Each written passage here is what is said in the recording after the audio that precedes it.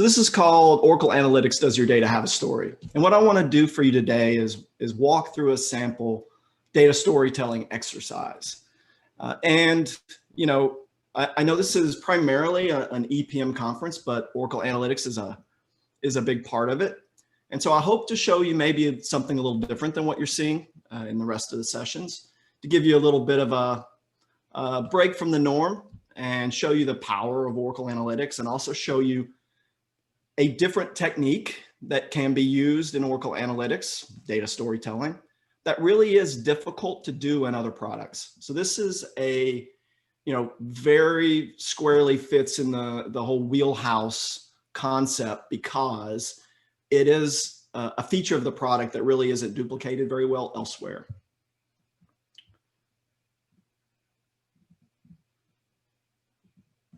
So I am the founder and the CEO of Red Pill Analytics. Just a couple of slides about me, I promise, not too much.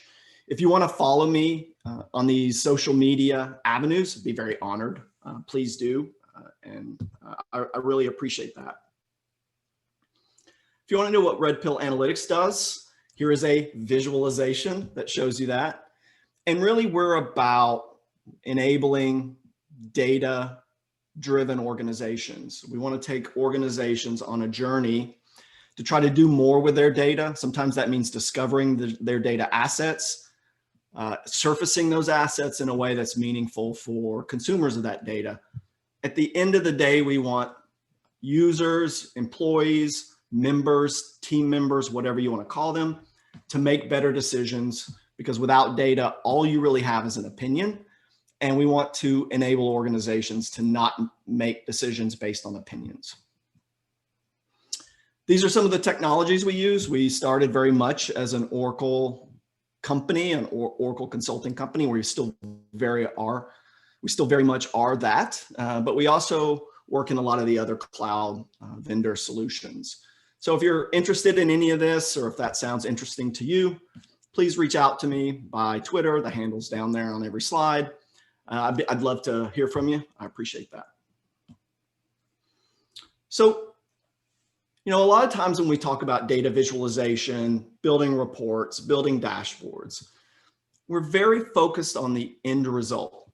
Users have requirements, some kind of dashboard, they want to see data. And that is very much alive and well. And I'm not here to deter you from that solution or building that kind of solution. What I am here to talk to you about is a very different way of using data, and that is for a very specific point that you want to make.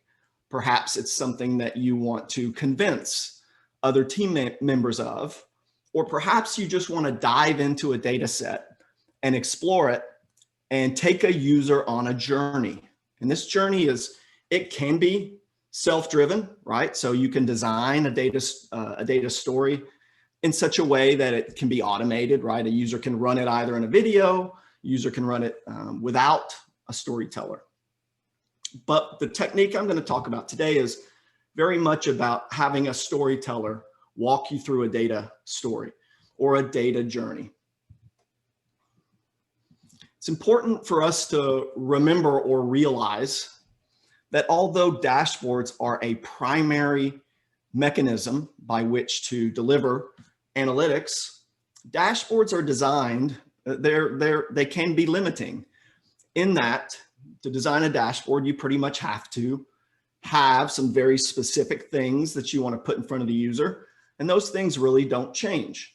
So, you know, a 360-degree view of customer, 360-degree view of a sales pipeline, 360-degree view of financials.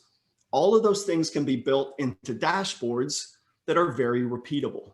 A data story is not that. A data story is a contextual, specific thing that you're trying to convey to an audience.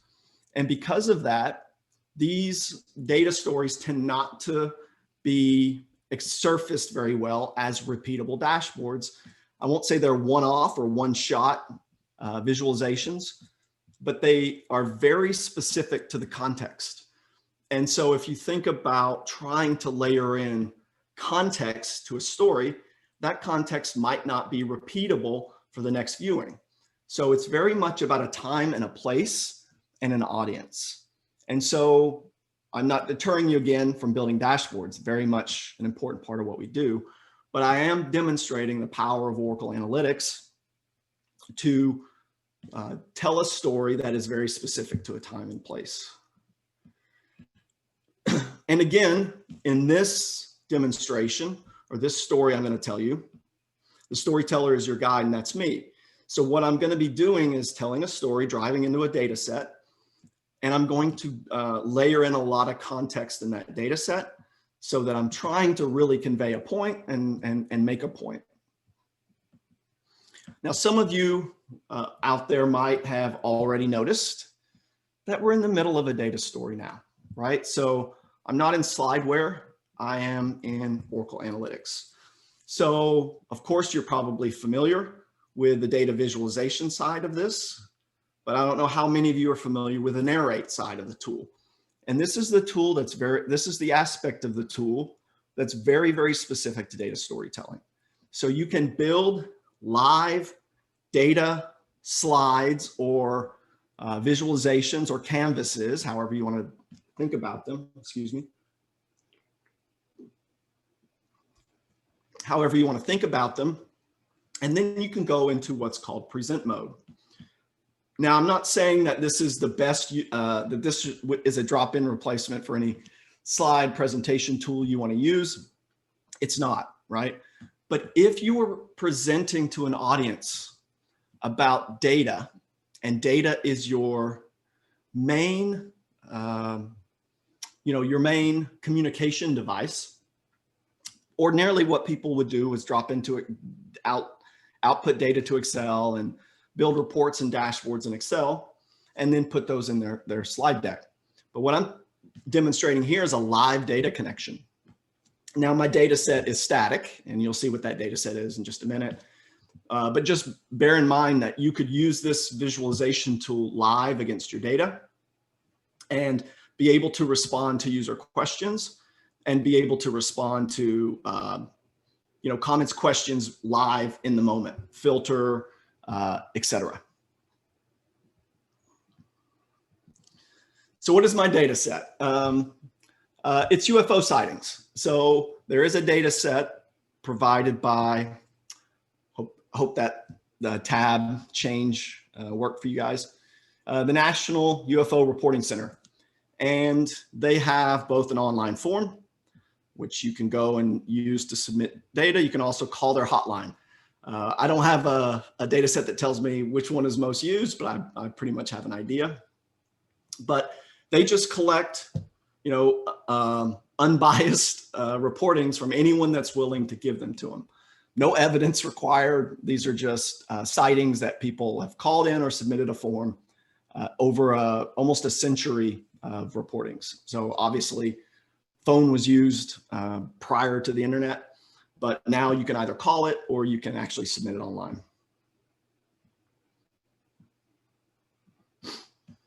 So first, let's just take a high level look at our data set, right? And we have the total number of sightings, that's up here. We also have the duration of the sighting. So when you submit a sighting, when you declare that you've seen a UFO, you give a lot of information about it. And one of those points is how long did it last? Was it a flash? Did it take a second? Did it hover and spin for 2 minutes, an hour, whatever, right? So those are really the two metrics that we have in this data set. And then we have several dimensions as well: geography, shape, you'll see some of that, time, etc. Now, if we take sort of a high level look at the data set, we see that we began around 1906, and this ends on 2013. This data set actually had 2014, but it was incomplete. So you can see throughout here, I've pretty much filtered 2014 out. I've been doing this presentation for a while and taking it through all the different versions of Oracle Analytics. It's probably time to go re-download the data set, but I haven't done that, so my apologies. And also, a lot of these slides are built very specifically to this time span. So we can see some bumps. We can see some areas where, the sightings picked up in certain areas, and obviously we can see on and on and on where it really picked up. Now, this is a good way to go high level with your audience, but as you can see, that visualization isn't great for drilling into different time periods. Now, if you're building a dashboard, you would try to build a visualization that allowed you to drill on time frames. But a data storyteller has the time frames or the certain dimensionality that he or she really wants to talk about. And that's where the whole data storytelling aspect comes into play. And then I want to lead you where I want to lead you. I don't want to give you a dashboard for this use case. I don't want to give you a dashboard that allows you to drill sort of willy-nilly. You might find a whole lot of timeframes that don't show anything interesting. I know a few that are interesting, and I want to take you into that data set. So number one is we can see a spike around 1947, 1948.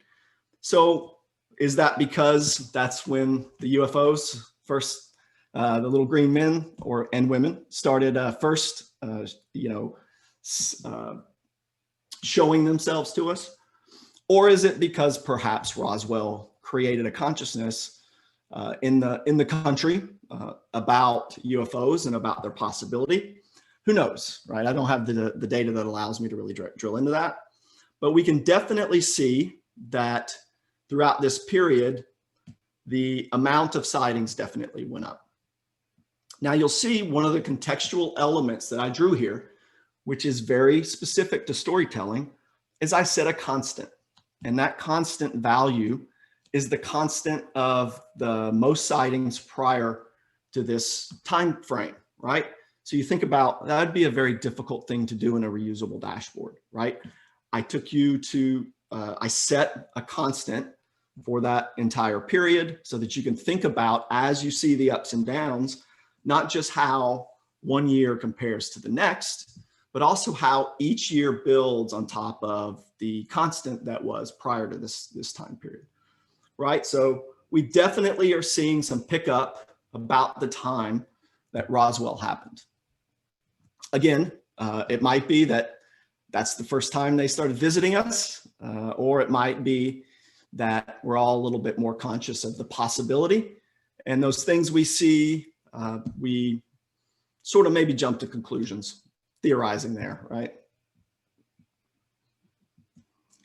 So then we can definitely see, again, a pickup from 1965 to 1993. So this is very much the sweet spot of NASA. This is when we were exploring the solar system, or at least the moon, right?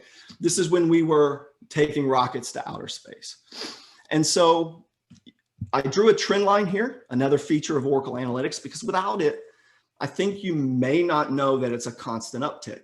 So this is something else that's very, very easy to add in Oracle Analytics with a single press of a button. And you could also, if this is a regression style or a predictive style data set, which this isn't, you can also add confidences around those trend lines. Since this is a static data set, it doesn't make sense to do that, but that feature is available. Also notice that, again, I set a constant, and that was the highest number from the previous data set, right? So this, again, gives us the ability to look at a particular trend in a particular set of years or a time frame, and also contextually draw the comparison to the prior one without spending too much time trying to calculate that, right? So a data storyteller can very easily put constant data markers as part of their story when you move from slide to slide.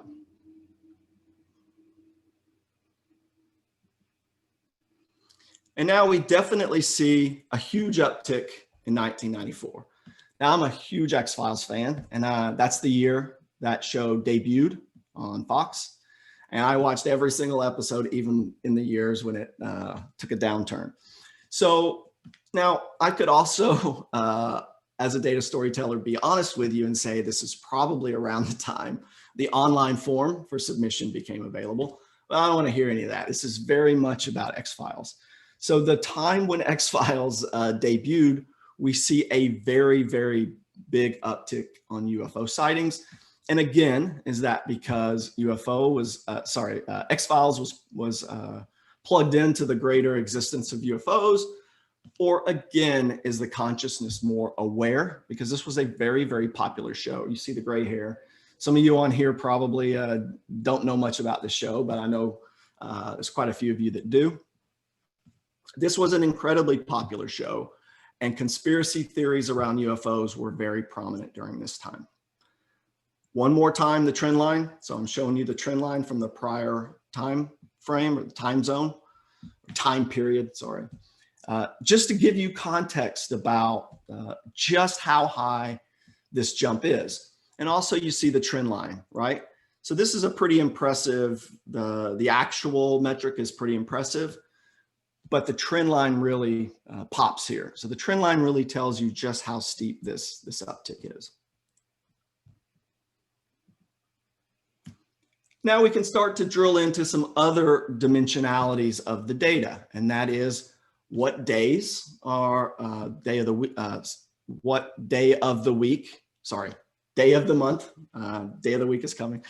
What day of the month is the highest for sightings? This is across the entire data set, not the entire data set, my apologies, but we've targeted in on that XFiles time zone, that 1994 to 2013. It didn't run all that time, but we're definitely living in the post world of XFiles and shows like it.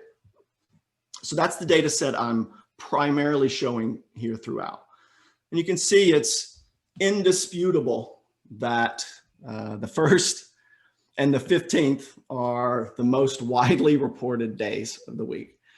And so I've drawn a conclusion here, and this is again where I'm putting context because I'm a storyteller, because I have an opinion, and my opinion is that that's may or may not be related to those are the days we primarily get paid, right? So the 1st and the 15th are very, very common days. Does that mean we're out partying? Does that mean that we're out at night where it's much easier to see UFOs? You can draw your own conclusion, but this is indisputable that during this modern period, the 1st and the 15th are very common days to sight UFOs. I also want to show you that throughout this, I have removed the grid lines from all of my visualizations. I could go back and show you. I meant to point that out sooner. And why is that? Well, because the whole concept of grid lines predate hover over. And without grid lines, you get a much cleaner look. This goes, whether you're building dashboards, whether you're doing data storytelling, hover over, which is an awesome feature in this tool, really removes the necessity for you to dirty up the visualization with grid lines. Keep it very, very clean. Let the user use hover over. We still keep the legends, or the axes, the values on the axes. Don't remove those. Those are very contextual to give you a concept of the entire visualization. That's very valuable. But drawing lines straight across is not necessary because each and every data point can be explored with hover over. Also, even during data storytelling, or narrate, as the tool calls it, we're able to pop out individual visualizations. So there's no need for you to try to build specific narrations or story points for a bunch of different visualizations. If your plan is to have multiple visualizations on a page, you can draw the user's attention to one at a time, and that'll become more evident in the next data visualization as well. So I'm theorizing here, 1st and the 15th is because of payday, and that's probably, you might think, because it's the modern period. That became much more common, or at least we would theorize that the 1st and the 15th are probably the common sighting days in the modern era. But you would be wrong, because as you can see, the 1st and the 15th is even more prominent when you take a look at the entire data set. So what I've done here is shown you the outliers for the 1994 to 2013, and then the entire data set. And what I've done here is a technique where I'm using a scatter plot. And when a scatter plot is commonly used to evaluate two measures against each other, I'm actually measuring the same measure against itself. And what that gives me is this ability to draw outliers in a very diagonal fashion to compare two different data sets. Again, this would be this is more like a dashboard than some of my other data story slides. But this again is because I know the data set and I'm hard coding the filters to show you the variance between the two time periods. And again, just for additional context, whereas this isn't as informative other than visualizing outliers and with the min and the max, right? This actually gives you the ability to also evaluate the highs and lows during those periods. And it's very clear that the 1st and the 15th are, the main sighting days throughout the entire century, or at least the data set we have. It is the most of the century, or more than a century actually. Starts in 1906. So that's a technique you can use when you know that you want to compare. This visualization on its own probably isn't as valuable without having the other scatter plot right beside it. That's the point I'd like to make there.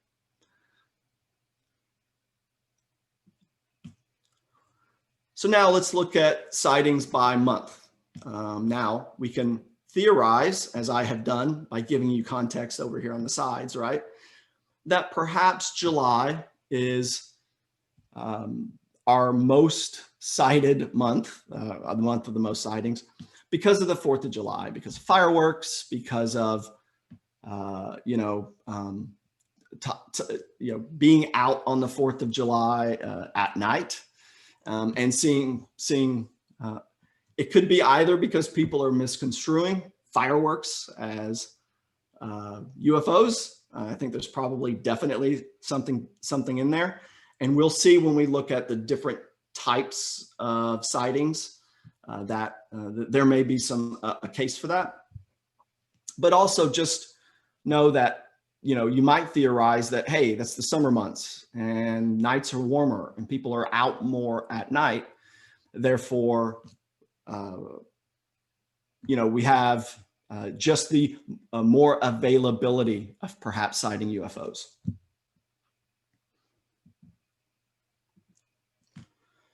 So to drill into that a little bit more, I'm doing what's called a polynomial trend here. And that gives me the ability to have all of the data points by day of year, plotted out, broken up by season, and then we have a trend line here that's showing us using a polynomial, really more for looks than anything else, but it is a striking visualization that the tool can provide. So a little bit of the science side of is lost by using a polynomial, but at the same time, we want our visualizations to be striking. We want them to be used.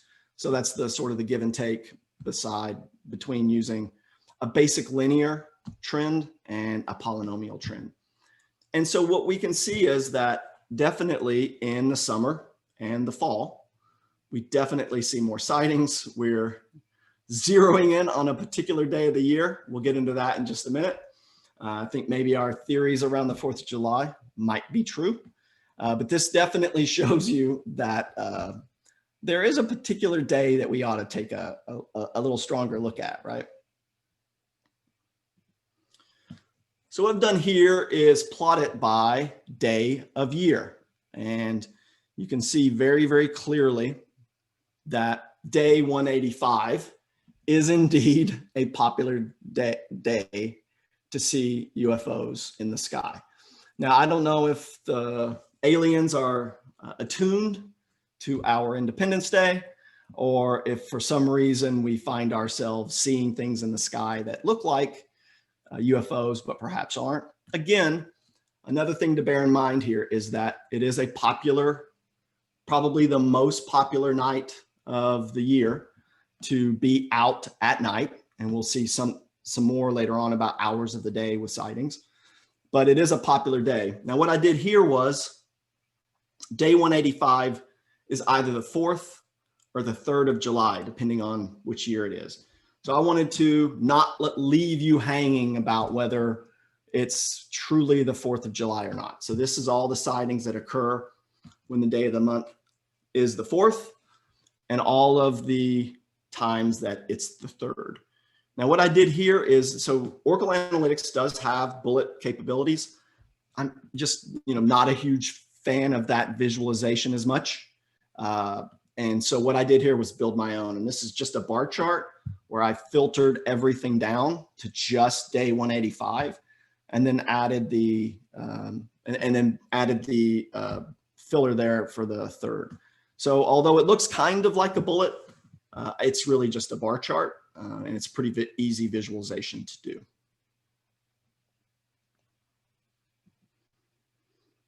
So now we're still in that modern era, 1994 to 2013. I've led you down a journey, and I'm taking you into a particular area to focus on.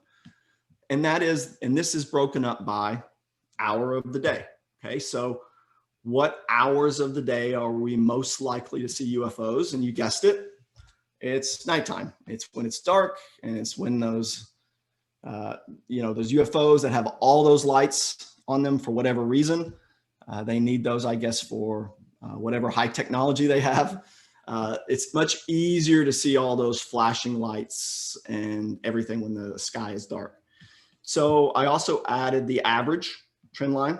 So I think that gives you a little context about just how meaningful it is to be above and below that line.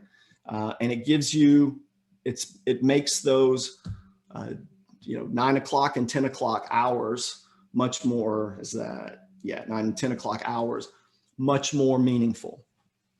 One other thing I will say here about use of colors, and I did this throughout the presentation, it's very difficult, not impossible for you to, just say, I want to highlight the highest two. Those things are meaningful. But what you might see in a dashboard is you might see no colors light up, or you might see 2 colors light up that really aren't that much different than 2 surrounding colors. So this is where data storytelling and context comes into play. I was able to specifically highlight those 2 for the point of my story. And I might have chosen to highlight 3, or I might have chosen to highlight 4. It's all contextual. It's all about the data set and the story I'm telling you. And this is where the whole concept of telling a story starts to, again, sort of differentiate itself from what it means to build a reusable dashboard that users go to every day.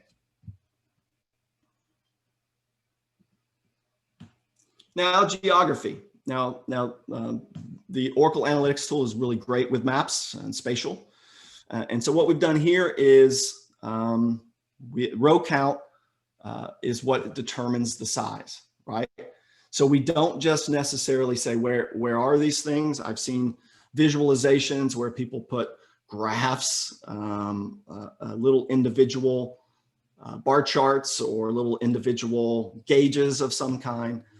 And this is an area where, size is the best way to demonstrate this sort of a visualization. So what we see in the modern period, between the hours of 9 and 10, we've drilled in further. We continue to add filters as we go. We see a lot of what looks to me to be, overrepresented activity in the coast, the West Coast, and also in the Midwest. Now, if you're wondering why that is, my data set doesn't tell me that. So if that's why you were here, my apologies. But we certainly can see, from a sighting perspective, where the most sightings occur, at least in the modern period during those hours of the day. And if we want to further visualize those things as being outliers, then there's nothing better than a scatter plot. So a scatter plot is a great way for you to demonstrate outliers. And you saw me use scatter plots prior. to demonstrate outliers, and this is me doing that again. So we can see that it's Washington, California, Illinois, Missouri, again, not exactly sure why that happened. I need to check my data. Or did I, no, Michigan, yeah, sorry. You see, I don't know the Midwest that well. So Michigan and Missouri, so Midwest and West Coast, clearly. One thing you might see here is that you might think I contradicted myself with grid lines. Before I said, hey, you don't really need grid lines because I can hover over, but actually in a scatter plot, grid lines are meaningful. Because the whole visualization is spatial by nature. It's not spatial in the terms of longitude and latitude, but spatial in the terms of the distance between things and the specific quadrant that it, not quadrant, but the specific section it might be in can be meaningful. And so just by adding grid lines, you've given the user a little bit more information. So I'm not saying never use grid lines. I'm saying use grid lines when grid lines make sense. And in this particular instance, the grid lines are very, very meaningful. It allows you to kind of, without doing the required calculations, it kind of gives you a way to cluster.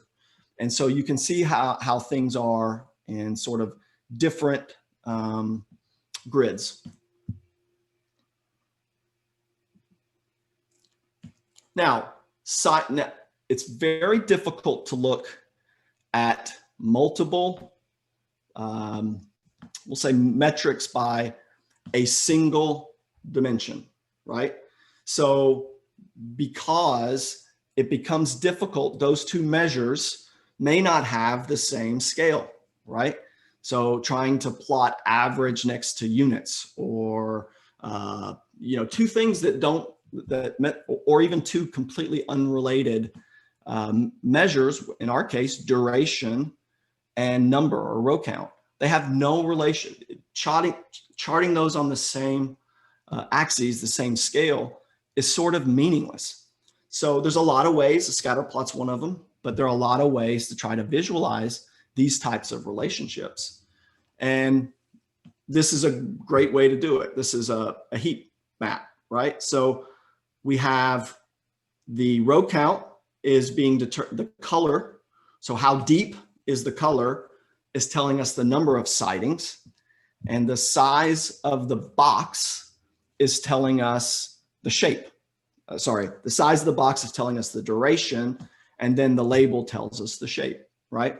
So it's very easy for us to see that a disk has long durations. That means it sits and hovers, and you're able to sit and watch it for a while, but we don't see as many of those, right? And that's why the color is more muted than the others. We also see that a light, we see, has some duration and has a certain number of sightings. So this heat map is a way for you to try to visualize certain data points in a fashion where they don't really have a relationship. So we make use of shape and size, and we make sense of color, and then we group these things by a particular dimension, like the shape of it, right?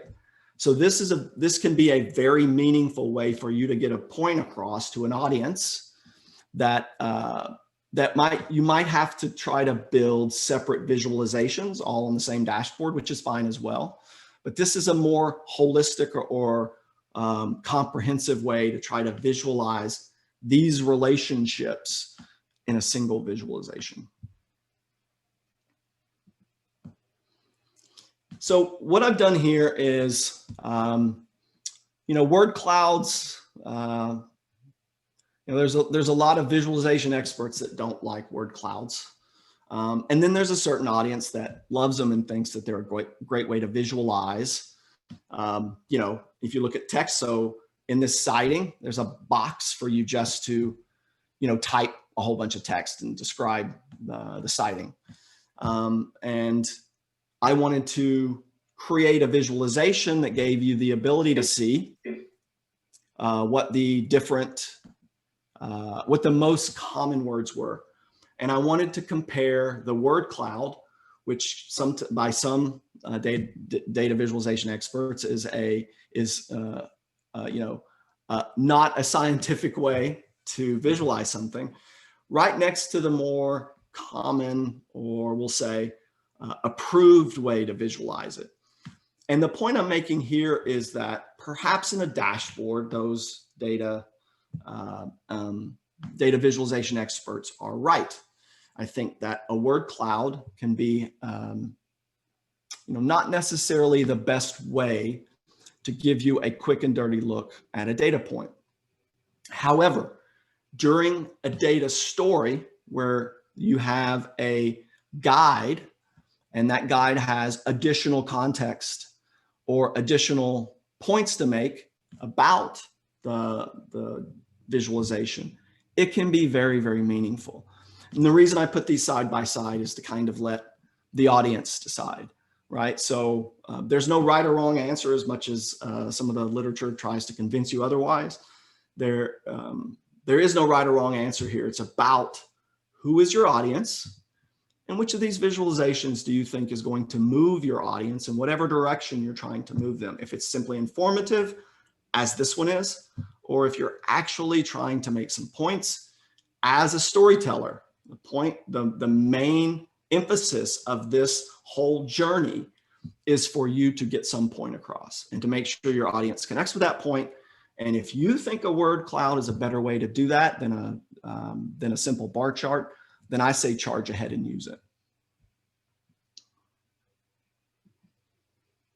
So as all good stories come to an end, and I'm running a little bit early, so my apologies, I might give you some of your time back depending on how many questions there are. So every good story has a conclusion, and whether you want to make that conclusion with a summary of visualizations or an infographic, or just simply tell the audience what you showed them, I think it's very important to give a conclusion to any story. And so in conclusion, I'm going to read this to you. I don't typically read my slides, but I think it's important. UFO sightings occur more in the summer and the fall, as we saw in the polynomial trend visualization, specifically in the month of July, and most notably on the 4th of July. We saw that both in a bar chart that showed us, the months of the year.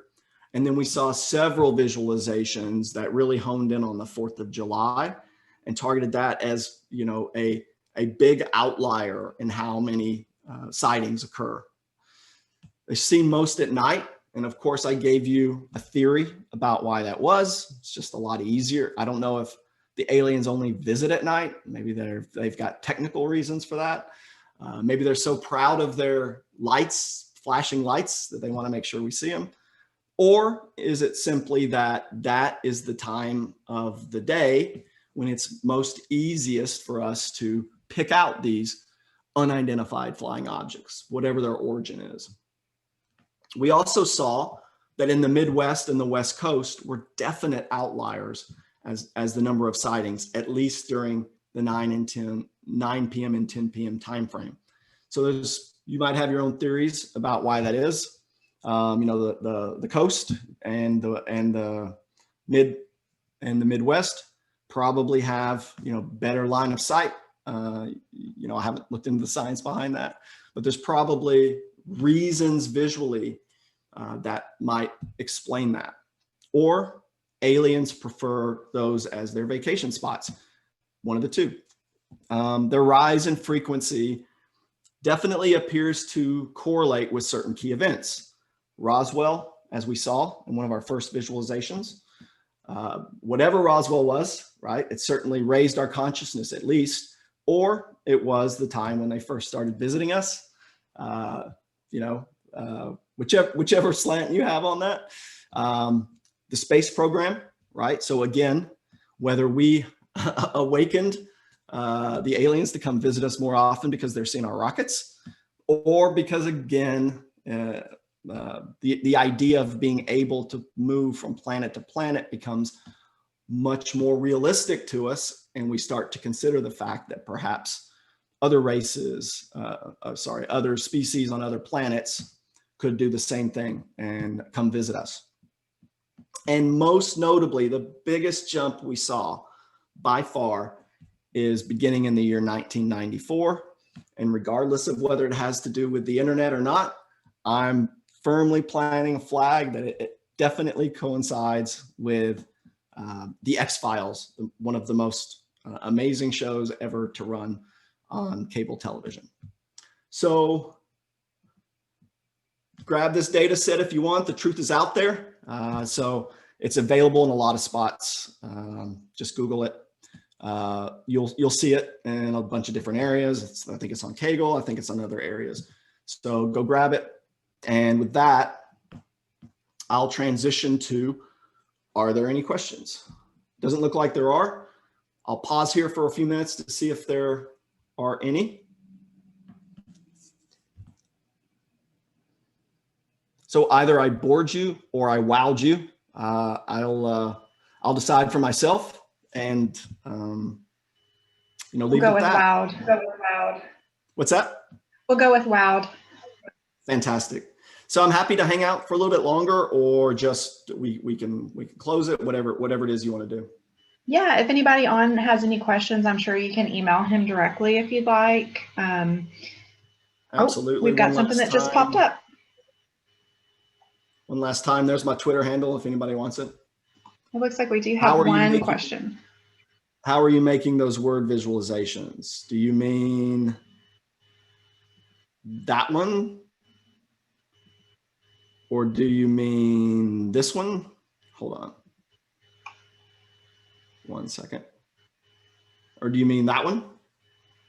I cheated. That's just I did that in a visualization, a desktop editing tool, and just popped the image in there because it was quick. You can add images, you can add text on top of it. I just did the image and the text together in an editing tool and then popped that image in. So I could very easily have done a visualization of an image with text on top of it, and then even maybe hyperlink the text or whatever. I wanted a little bit more control on the look and feel of it. So with that, I used a editing tool. You might have meant the word cloud. And if that's what you meant, that's 100% being done in data visualization. So that's being done. Here's a little bit more of what it looks like inside the tool. And I can pop out to the data visualization, view the base canvas, and see that this is a word cloud. A tag cloud is the term that Oracle Analytics uses for the visualization. So that is very much built within the tool.